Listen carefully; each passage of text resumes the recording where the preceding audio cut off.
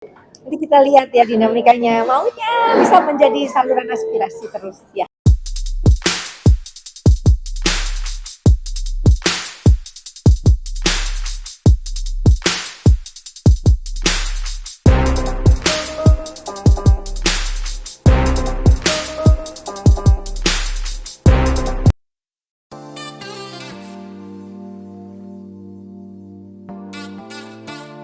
Sangat istimewa ya, karena memang dinamika politik sangat sangat luar biasa.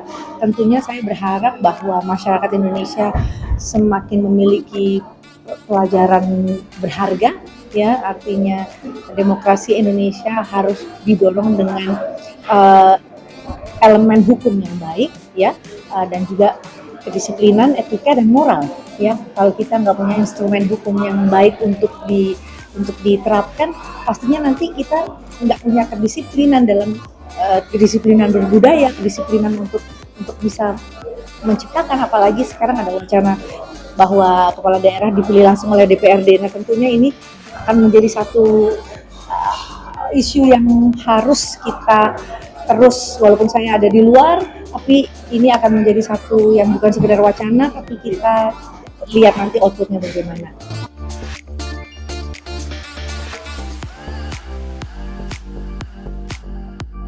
Ya, yang undang-undang kesejahteraan ibu anak ini ya harus segera diimplementasikan, karena memang yang namanya undang-undang itu nomor satu harus disosialisasikan, karena bagaimana undang-undang itu bisa mencapai ke seluruh lini masyarakat kita. Masih banyak kegaduhan di luar sana, anak yang membunuh orang tuanya, anak yang sampai kehilangan dan juga harus berproses dengan hukum karena mereka tidak diberikan pengetahuan yang penting dalam hal parenting. Nah ini kan tentunya yang harus disosialisasikan adalah bagaimana undang-undang ini tidak saja menjadi payung hukum, tapi bagaimana undang-undang ini bisa disosialisasikan kepada seluruh orang tua supaya mereka bisa punya pedoman. Parenting itu kan bukan hanya sekedar memberi nama, lalu menafkahi anak dan mendidik mereka sampai punya pendidikan yang baik, tapi bagaimana mereka siap menjadi seseorang yang siap dan mampu turun ke masyarakat. Nah akhirnya kalau nggak mampu ya akhirnya ya ini bilang usia 14 tahun yang masih rentan pemerkosaan, ada pembunuhan orang tuanya.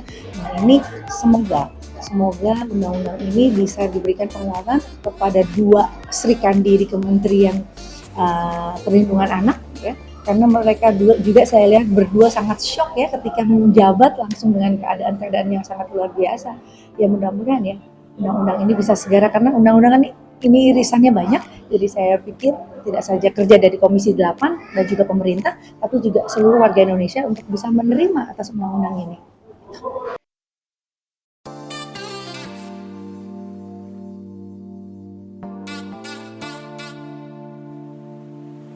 Memang saya senang ada satu anak saya yang tertarik di politik, termasuk sebetulnya Kellen. Tidak saja Azriel yang sekarang alhamdulillah sudah mengambil jurusan politik di Universitas Erlangga, dan dia cukup mengamati politik nasional dan dia bersyukur bisa juga punya kemandirian dalam bagaimana dia berperspektif sebagai anak muda yang harus melek politik.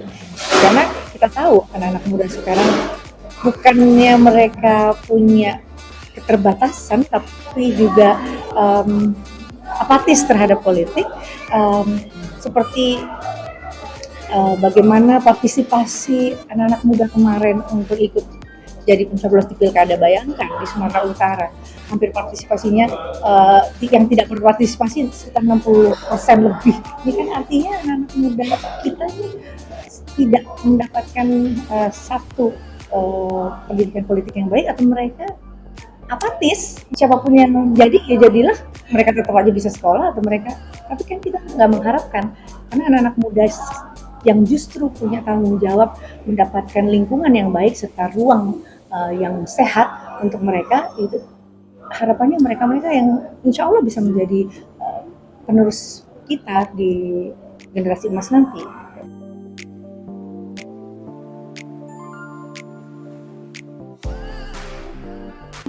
Ya, dia ingin bahwa ketika nanti dia terjun di politik, baik dari partai, dia sudah punya pengetahuan yang baik, terkait politik di Indonesia, dan juga politik itu kan nanti korelasinya kan juga hukum, sosial, budaya. Nah, tentunya dia juga ingin lepas dari bayang-bayang nama orang tuanya. Jadi dia tampil sebagai dirinya sendiri, dia bisa siap menjadi pribadi yang memang siap untuk terjun politik, dan memang dia bangga gitu. Dia tahu. Satu lagi ya, anaknya kakak saya Juni, yaitu Selo, dia juga belajar hukum. Artinya dia bagaimana anak muda ini dia bisa nggak punya a priori yang jelek terkait hukum di Indonesia.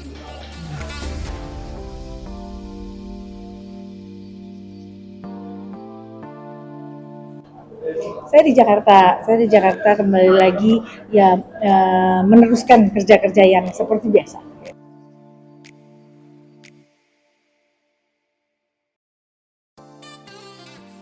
Ya, sebetulnya visi misi itu kan reguler, bisa dilakukan di mana aja ya. Artinya mendunia itu pun juga bisa ketika karya-karya anak Indonesia nantinya bisa masuk go internasional ya, dengan berkepribadian dalam kebudayaan, salah satunya jalur musik atau jalur seni peran. Film-film kita kayak Woman in Rhode Island seperti itu kan, bangga ya kalau kita yakin bahwa produksi produksi film tanah air kita juga bisa nembus pasar internasional.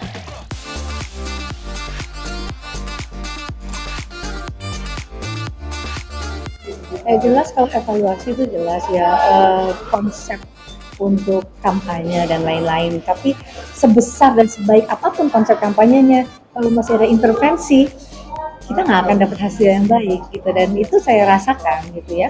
Kita nggak bicara buruk tentang adanya beban-beban birokrasi yang memang ada di Kota Batu, cuman cawe-cawe itu saya masih merasakan ya, dan abuse of power itu pun juga saya masih merasakan.